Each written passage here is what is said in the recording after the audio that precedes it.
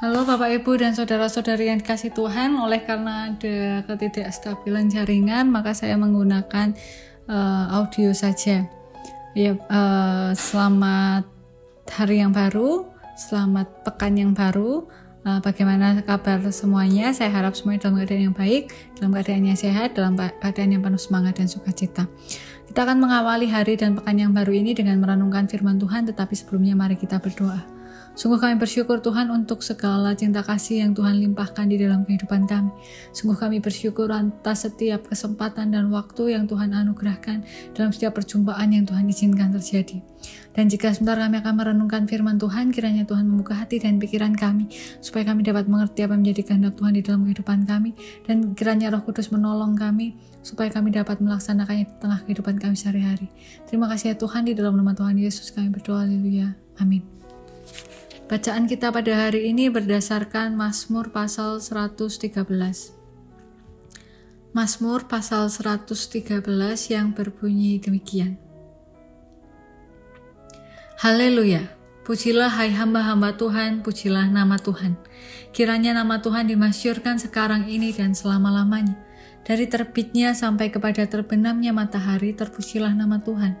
Tuhan tinggi mengatasi segala bangsa, kemuliaannya mengatasi langit. Siapakah seperti Tuhan Allah kita yang diam di tempat yang tinggi, yang merendahkan diri untuk melihat ke langit dan ke bumi, yang menegakkan orang yang hina dari dalam debu, dan mengangkat orang yang miskin dari lumpur, yang mendudukkan dia bersama-sama dengan para bangsawan, bersama-sama dengan bangsawan-bangsanya, yang mendudukkan perempuan yang mandul di rumah sebagai ibu anak-anak penuh sukacita. Haleluya. Demikianlah bacaan firman Tuhan. Yang berbahagia adalah setiap dari kita yang mendengarkan, merenungkan, memelihara, bahkan diberikan kesempatan untuk melaksanakan di tengah kehidupan sehari-hari. Haleluya. Bapak Ibu dan saudara-saudari yang dikasihi Tuhan, ketika ada pemilihan pemimpin beberapa tahun belakangan, yang menjadi salah satu jurus yang diandalkan adalah kemampuan belusuan. Kemampuan para calon pemimpin ini untuk menjangkau masyarakat dari berbagai macam kalangan, termasuk kalangan-kalangan yang jarang terjangkau. Tampaknya dengan melakukan belusukan, para calon pemimpin ini dapat mengambil simpati dari rakyat yang memang sudah lama merindukan adanya pemimpin yang mau down to earth, jadi mau membumi bersama dengan masyarakat, karena kan masyarakat tidak semuanya adalah masyarakat kelas menengah atas. Nah, dalam pergumulan, dalam perenungannya, pemazmur menyatakan betapa besar kebaikan hati Tuhan ketika dewa-dewi yang pada saat itu ada untuk disembah oleh banyak umat manusia dari berbagai macam suku dan bangsa yang memiliki dewa-dewi.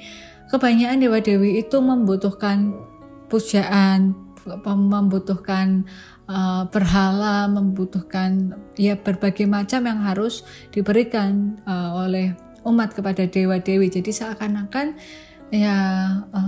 hubungannya itu justru dari umat memberi kepada dewa-dewi, bukan dari dewa-dewi berhala itu yang memberi kepada umat.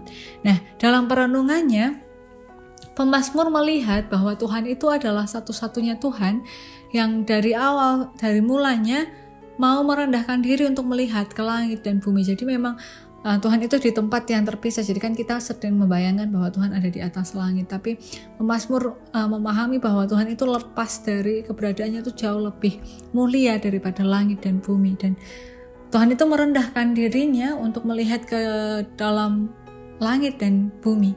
Dan di dalam hal itu menunjukkan bahwa Tuhan itu tidak perlu dalam rupa Tuhan Yesus, yang dalam artian tidak perlu menunggu sampai inkarnasi sebagai manusia. Tuhan itu sejak awalnya, sejak mulanya, karakternya memang sangat perhatian kepada keadaan manusia yang sangat jauh, sangat lemah dari kemuliaannya. Tuhan berkenan untuk turun melihat keadaan manusia yang ada di langit dan di bumi.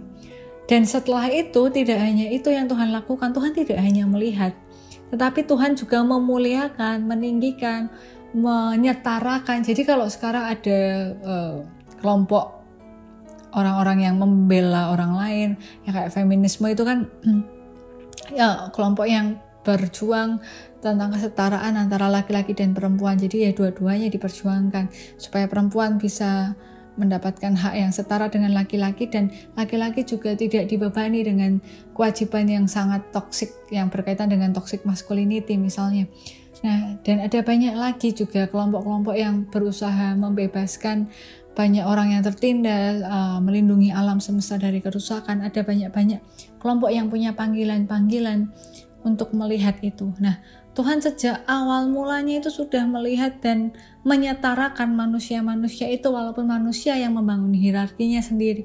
Tuhan mengangkat orang-orang yang direndahkan, Tuhan memberikan kesempatan, Tuhan memberikan jalan ya. Contohnya misalnya seperti Daud yang adalah anak gembala, bukan anaknya gembala ya, tapi seorang ya dia diberikan kewajiban untuk menggembalakan ternaknya oleh orang tuanya, hanya orang biasa begitu. Nah, dia bisa diberikan kesempatan untuk menjadi raja, dan banyak sekali orang-orang yang diceritakan dalam Alkitab Tuhan memberikan kesempatan bagi orang-orang yang biasa saja. Nah, pada hari ini mari kita bersama-sama merenungkan betapa sungguh bersyukurnya kita ketika kita mengenal Tuhan yang begitu baik. Tuhan yang mau melihat ke bawah, bukan Tuhan yang harus selalu dipuja, selalu disanjung, bertahan di tempatnya yang maha tinggi. Bahkan kita harus mengorbankan banyak hal, mengorbankan banyak nyawa untuk berjumpa dengan Tuhan. Tapi Tuhan justru Tuhan yang mau datang, Tuhan yang mau hadir ke tengah kehidupan orang-orang yang jauh dari kemuliaannya, kehidupan manusia yang begitu banyak dosa dan kesalahan. Dan lebih dari itu, mari kita bersyukur bahwa Tuhan itu tidak mengkotak-kotakkan manusia. Semua orang itu punya kesempatan yang sama di hadapan Tuhan. Semua orang punya ruang yang sama di hadapan Tuhan. Jadi mari Bapak Ibu yang saat ini merasa, kok saya nggak punya kesempatan, kok saya punya latar belakang yang berbeda dari orang lain, kok sepertinya saya mengalami sendiri. Mari kita melihat bahwa Tuhan itu sebenarnya sudah merendahkan dirinya begitu dekat dengan hidup kita, dan bahkan memberikan banyak ruang dan kesempatan. Yang kita perlu lakukan hanya terus dekat dengan Tuhan dan melihat betapa besarnya cinta kasih Tuhan berproses di dalam kehidupan kita. Sungguh mari merenung betapa baiknya Tuhan di dalam kehidupan kita, betapa dekatnya Tuhan, dan betapa Tuhan tidak memandang kita dengan kotak-kotak atau sebelah mata. Amin. Mari kita berdoa. Sungguh kami bersyukur memiliki Allah yang begitu baik, Allah yang sungguh mengasihi kami, yang bersedia merendahkan diri untuk melihat kami manusia yang jauh dari kemuliaan Tuhan. Dan kiranya kami dapat meneladani kasih-Mu, sehingga kami pun dapat mengasihi banyak orang, sama seperti Tuhan tidak pernah memilih-milih dalam mengasihi kami. Ampuni kami atas dosa dan kesalahan kami. Kami berdoa untuk saudara-saudara kami di Malang yang mengalami bencana alam. Kiranya Tuhan yang menolong mereka, Tuhan yang melindungi mereka, Tuhan yang memberikan kekuatan serta penghiburan. Dan Tuhan mampukan kami juga masyarakat Indonesia untuk membuka hati kami terhadap saudara-saudara yang menjadi korban bencana alam ataupun terdampak COVID-19. Dan jalannya hari ini, pekan ini kami serahkan ke dalam tangan kuasa Tuhan. Di dalam nama Tuhan Yesus kami berdoa, haleluya, amin. Ya Bapak Ibu, demikian yang dapat saya sampaikan, kiranya dapat menjadi hal yang baik bagi kita semua. Selamat beraktivitas, sampai jumpa di pertemuan berikutnya. Tetap taati protokol kesehatan, tidak melepaskan masker, tetap mencuci tangan apapun aktivitas kita. Sampai berjumpa di pertemuan yang berikutnya. Tuhan Yesus memberkati. Sampai jumpa.